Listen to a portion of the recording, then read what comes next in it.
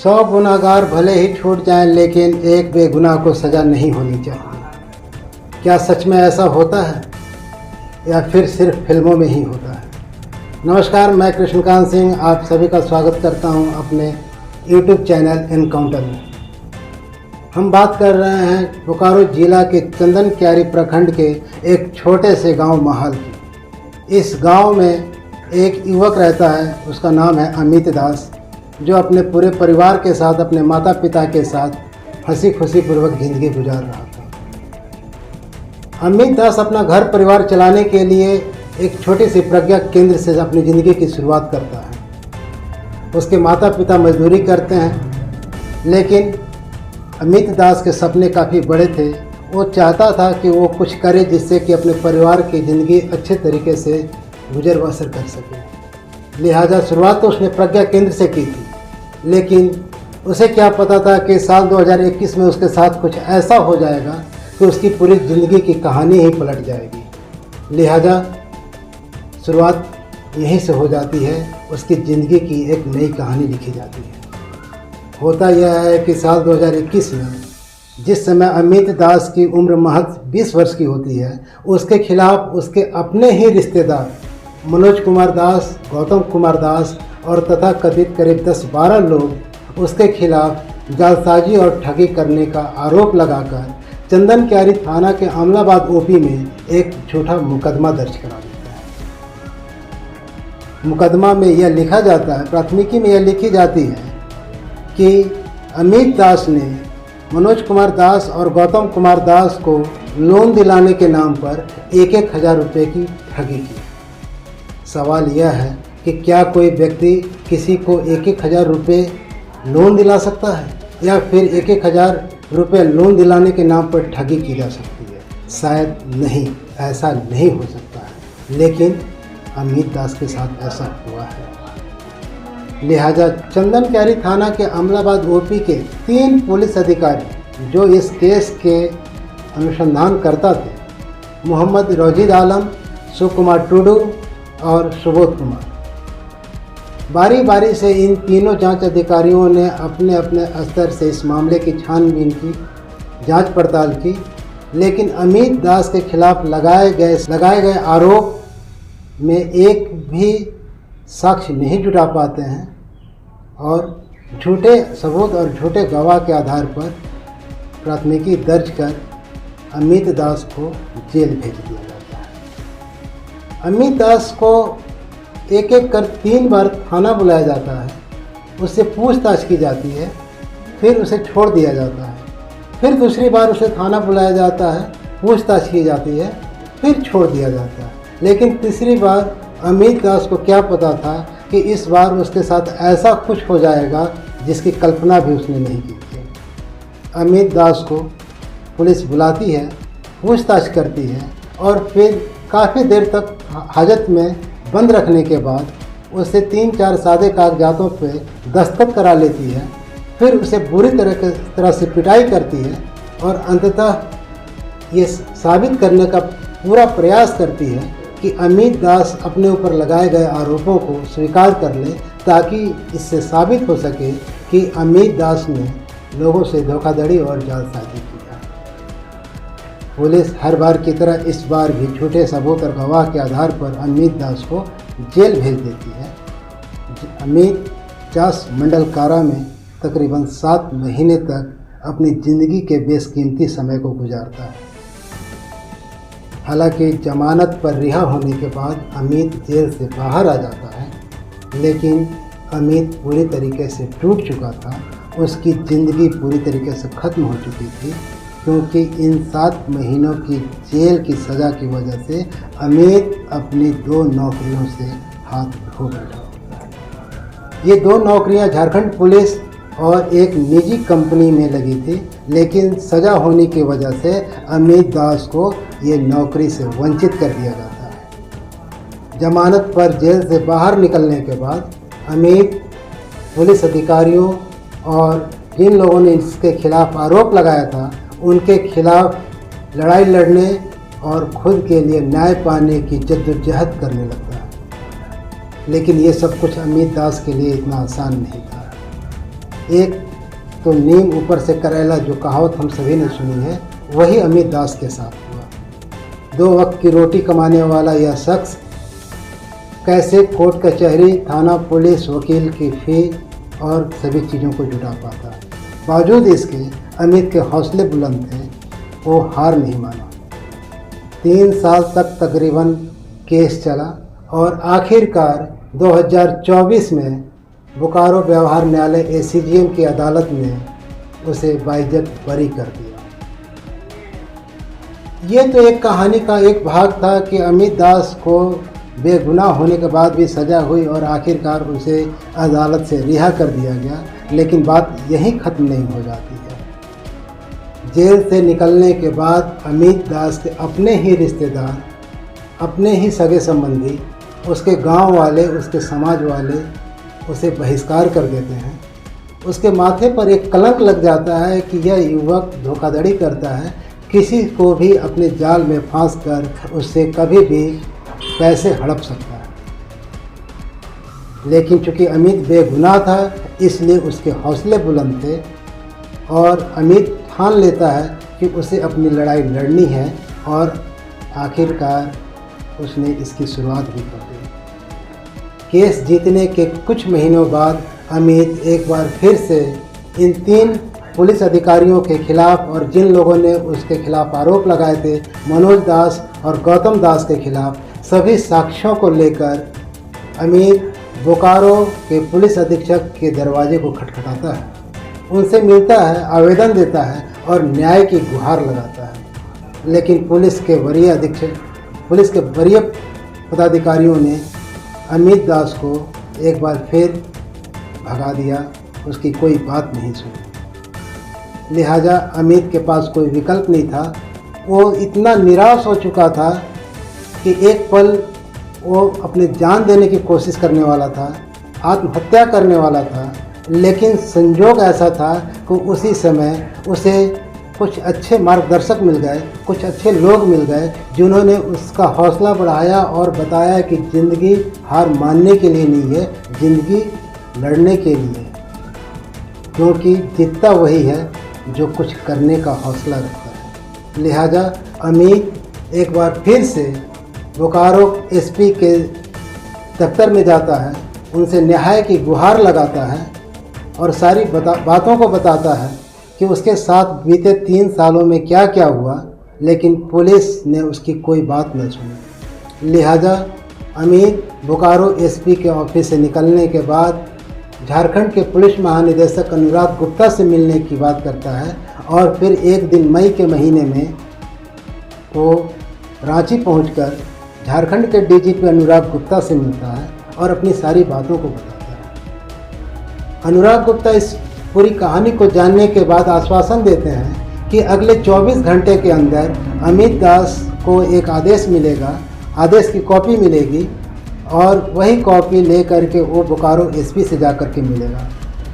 DGP के अनुसार वो आदेश की कॉपी अगले 24 घंटे के भीतर अमित दास के मोबाइल पर उपलब्ध हो जाती है, जिसे लेकर वह बोकारो एसपी से मिलने जाता है।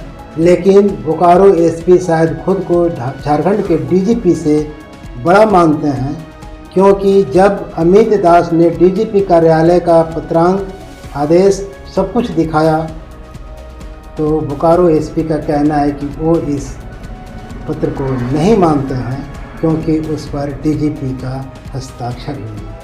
कहानी का दूसरा पहलू यह है कि जिस मनोज कुमार दास और गौतम कुमार दास ने अमित दास के खिलाफ आरोप लगाए थे कि उनके साथ जालसाजी और धोखाधड़ी की गई है, लेकिन सच्चाई यह है कि जब पुलिस ने जांच शुरू की और मनोज दास, गौतम दास के बैंक खातों की डिटेल की जानकारी लेना चाहिए, तो पता चलता है कि जो अकाउंट मनोज कुमार दास, गौतम कुमार दास ने अपने आवेदन में लिख कर दिया था कि उन खातों का एटीएम कार्ड अमित दास के पास है और उसने उसी एटीएम कार्ड से अलग अलग लोगों से लाखों रुपए की धोखाधड़ी की है। लेकिन जब जांच शुरू होती है तो पूरी कहानी ही पलट जाती है। हैरत की बात यह है कि जिस मनोज कुमार दास के नाम पर बैंक का खाता खोला गया था, वो बैंक धनबाद जिला के HDFC के डिगवाडी ब्रांच में खोला गया था। और हैरत की बात यह भी है कि उस एक बैंक खाता के नाम पर 5 एटीएम कार्ड इशू किए गए थे। अब आप सवाल सोच रहे होंगे कि आखिरकार क्या एक बैंक खाता के 5 एटीएम कार्ड हो सकते हैं। यहाँ पर एक चूक यह भी सामने आई है, जिसे बैंक के तत्कालीन प्रबंधक अमित कुमार ने माना था कि बैंक कहीं न कहीं इस मामले में दोषी है, क्योंकि एक व्यक्ति के नाम से एक खाता तो खोला जा सकता है, लेकिन एक ही बैंक के 5 एटीएम कार्ड इशू नहीं हो सकते हैं। क्योंकि जब किसी व्यक्ति का बैंक खाता खोला जाता है और जब उसे एटीएम कार्ड इशू किया जाता है, तो बैंक का फॉर्म भरते समय उसमें संबंधित व्यक्ति का मोबाइल नंबर या ईमेल आईडी रजिस्टर्ड करना आवश्यक होता है। और जो बैंक खाता खोला जाता है, यानी जिस बैंक में खाता खोला जाता है और जो मोबाइल नंबर रजिस्टर्ड कराया जाता है या ईमेल आईडी रजिस्टर्ड कराया जाता है, उसी मोबाइल नंबर पर एटीएम का ओटीपी आता है। यानी जिस समय आप पैसे की निकासी करते हैं तो आपके संबंधित मोबाइल पर ओटीपी आता है। अब ऐसे में सवाल यह है कि अगर अमित दास उस बैंक का एटीएम अपने पास रखता था तो ओटीपी भी उसी के पास आना चाहिए था, लेकिन ऐसा हुआ नहीं। और गिरिडीह, जो कि धनबाद और बोकारो जिला से सटा हुआ एक जिला है गिरिडीह। अब सोचिए कि बोकारो जिला के चंदनक्यारी प्रखंड के रहने वाले ये युवक हैं। बैंक का खाता खोला जाता है धनबाद के डिगवाड़ी शाखा का, और पैसों की निकासी की जाती है गिरिडीह जिला के अलग अलग एटीएम से। हैरत की बात यह भी है कि जब पुलिस की पूछताछ होती है तो गौतम दास और मनोज दास इस मामले में संतोषजनक जवाब नहीं दे पाते हैं। यहीं से संदेह उत्पन्न होता है।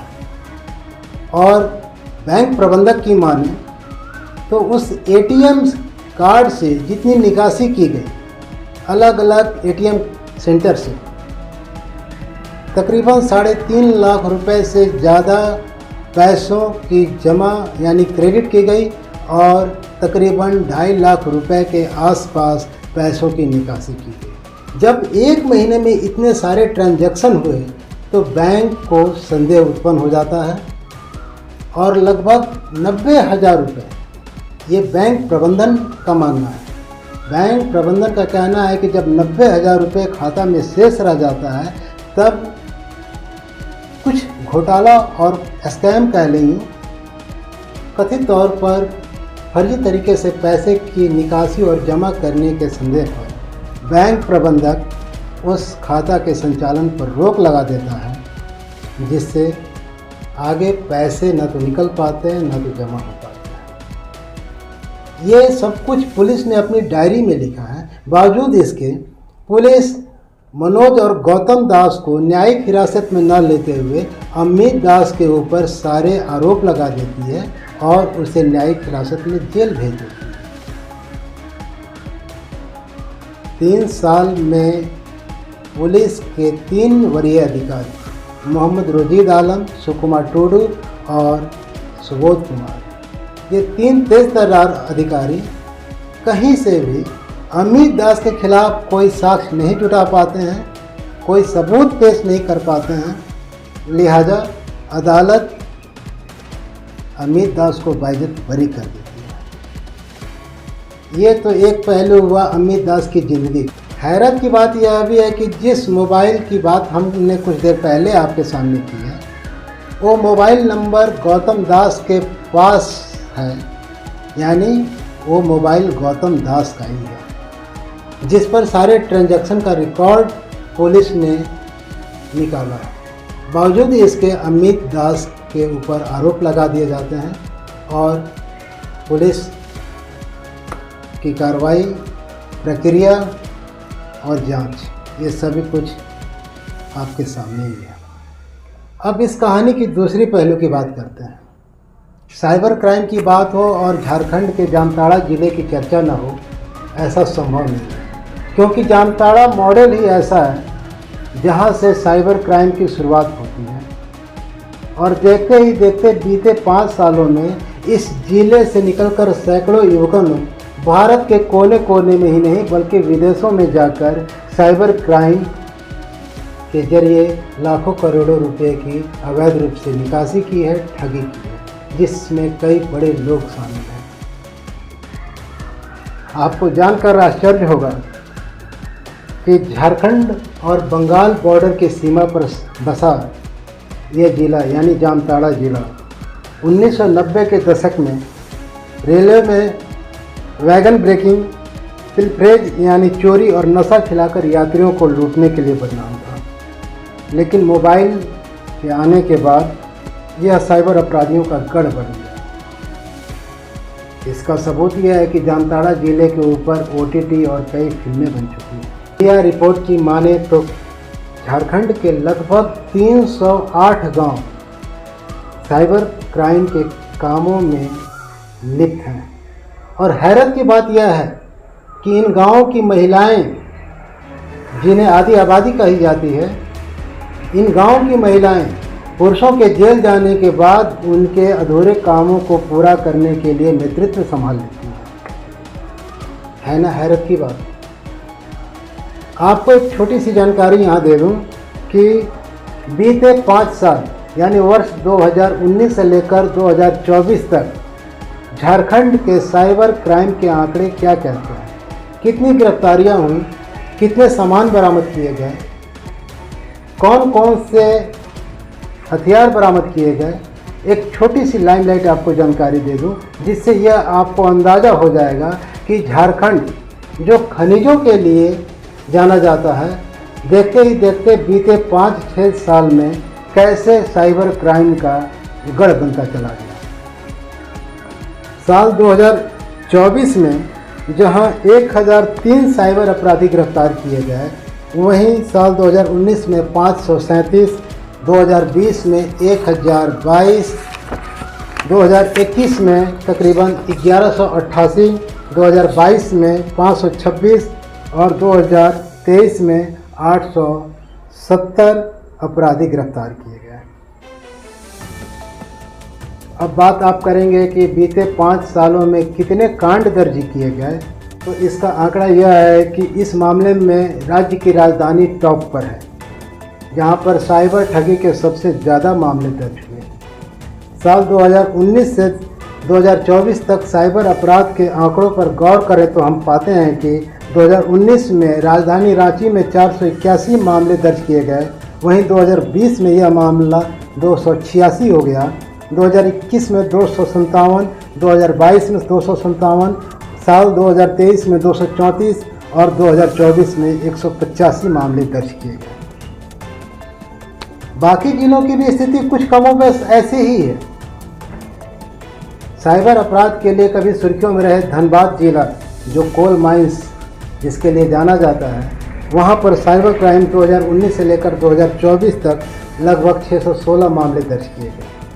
वहीं झारखंड के अन्य जिले जैसे देवघर में 491, जमशेदपुर में 485, हजारीबाग में 435, गिरिडीह में 389, रामगढ़ में 283, पलामू में 279, लातेहार में 264, सरायकेला में 230, बोकारो में 200, दुमका में 201, गोड्डा में 199, चतरा में 194, गढ़वा में 190, चाईबासा में 150, गुमला में 106, पाकुड़ में 95, साहेबगंज में 97, कोडरमा में 98, लोहरदगा में 85, खूंटी में 76 और सिमडेगा में तकरीबन 60 मामले दर्ज किए गए। ये सभी आंकड़े साल 2019 से 2024 तक के हैं। झारखंड के जितने भी जिले हैं, उन जिलों में 4 जिले जामताड़ा, देवघर, गिरिडीह और धनबाद, ये 4 जिले ऐसे हैं जो साइबर अपराध के लिए कुख्यात हैं। अब बात अगर करें जामताड़ा की ही चर्चा क्यों होती है, तो ऐसा है कि पिछले 2 वर्ष के दौरान CID के क्राइम ब्रांच के जांच में साइबर अपराधियों का विदेशी कनेक्शन भी सामने आया है। दरअसल विदेशी कनेक्शन को साइबर अपराध की दुनिया में लाने का श्रेय भी जामताड़ा मॉडल को ही जाता है। जामताड़ा मॉडल को हाईटेक करते हुए उसका कनेक्शन विदेश से कर दिया गया। पहले जो ठगी के पैसे देश के अंदर फर्जी डॉक्यूमेंट पर खोले गए बैंक खाते में जाते थे, अब वही पैसा विदेशी अकाउंट में जाने लगा है। हालांकि झारखंड की सीआईडी ब्रांच इस बात का दावा करती है कि उनके तेज तर्रार अधिकारी साइबर क्राइम को कंट्रोल करने के लिए मुस्तैदी से काम कर रहे हैं। ये बात कुछ हद तक सही भी प्रतीत होता है, लेकिन कुछ देर के लिए जस्ट इसके उलट अगर अमित दास की कहानी को देखें तो हम पाते हैं कि बोकारो जिले की पुलिस अपने कर्तव्य का निर्वहन करने में सही भूमिका नहीं निभा सकती, क्योंकि अगर ऐसा होता तो अमित दास जैसे युवक को 3 साल केस मुकदमे में उलझकर अपनी ज़िंदगी के अहम 3 साल यूं ही नहीं गुजारने पड़ते, और ख़ासकर जो 7 महीने उसने जेल की सलाखों के पीछे बिताया, शायद उसकी भरपाई ताउम्र नहीं हो सकती है। क्योंकि अगर ऐसा होता तो फिर अमित दास आज झारखंड के पुलिस महानिदेशक, पुलिस महानिरीक्षक, मुख्यमंत्री कार्यालय और बोकारो एसपी के दरवाजे को नहीं खटखटा रहा होता, न्याय की फरियाद नहीं कर रहा होता। ये सवाल हम सभी के लिए है कि क्या हमारी पुलिस प्रशासन में ऐसे अधिकारी को रहने का कोई हक है?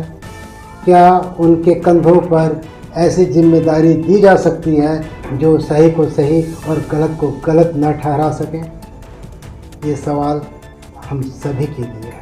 प्रतिबिंब ऐप के जरिए झारखंड पुलिस साइबर अपराधियों पर अंकुश लगाने की कोशिश तो कर ही रही है, लेकिन जामताड़ा के शातिर ठग भी कहीं कम नहीं है। यही कारण है कि पुलिस और प्रतिबिंब ऐप के जरिए जब कभी भी साइबर अपराधियों के खिलाफ कार्रवाई की जाती है तो साइबर क्राइम करने वाले ये युवक भी 2 कदम आगे निकल चुके होते हैं, और यही कारण है कि पुलिस उन तक नहीं पहुंच पाती है। और ये सब कुछ भी जामताड़ा मॉड्यूल पर ही निर्भर करता है, क्योंकि जामताड़ा मॉड्यूल का जिस तरीके से और जितनी तेज़ी से विस्तार हुआ है वो कहीं ना कहीं प्रतिबिंब ऐप से 2 कदम आगे निकलता हुआ दिख रहा है। ऐसा इसलिए हो रहा है कि जब जामताड़ा के खेतों और कस्बों से निकलकर साइबर अपराध के नेटवर्क को अंजाम तक पहुंचाने के लिए पहले जहां छोटे मोटे साधनों का सहारा लिया जाता था, अब वहीं पर इसकी जगह पर जामताड़ा मॉडल के ये शातिर अपराधी लग्जरी कारों का इस्तेमाल करने लगे हैं। क्योंकि जब लग्जरी कार में बैठकर जब किसी ठगी के काम को अंजाम दिया जाता है और पुलिस प्रतिबिंब ऐप के जरिए उस सही लोकेशन का पता लगाकर वहां पहुंच पाती है, तब तक ये शातिर ठग एक जगह से दूसरी जगह तक पहुंच चुके होते हैं। नतीजा प्रतिबिंब ऐप के कारण सही मैपिंग तो हो जाती है, लेकिन पुलिस अपराधियों तक नहीं पहुंच पाती है। अब इसका दूसरा पहलू ये भी है कि पुलिस लोकेशन हासिल तो कर ले रही है, लेकिन अपराधियों को पकड़े कैसे? तो जैसे ही पुलिस प्रतिबिंब ऐप के जरिए साइबर अपराधियों तक पहुंचने की जुगत लगाती है, तब तक ये अपराधी एक शहर से दूसरे शहर यानी अपना ठिकाना बदल चुके होते हैं, और फिर यदा कदा अगर वो पुलिस की गिरफ्त में आ जाते हैं, उन घर की महिलाएं उनका नेतृत्व संभाल लेती हैं, यानी कि उनके आधे अधूरे काम को पूरा करने के लिए मोर्चा संभाल लेती हैं। फिर एक बार पुनः मैं बोकारो पुलिस के इन 3 अधिकारियों का नाम बता दूं: मोहम्मद रोजीर आलम, सुकुमार टूडू और सुबोध कुमार। ये वही 3 जांच अधिकारी हैं जिन्होंने अमित दास के खिलाफ झूठे सबूत और झूठे गवाहों के आधार पर प्राथमिकी दर्ज की, और अमित दास को बेगुनाह होते हुए भी 7 महीने जेल की सलाखों के पीछे गुजारना पड़ा।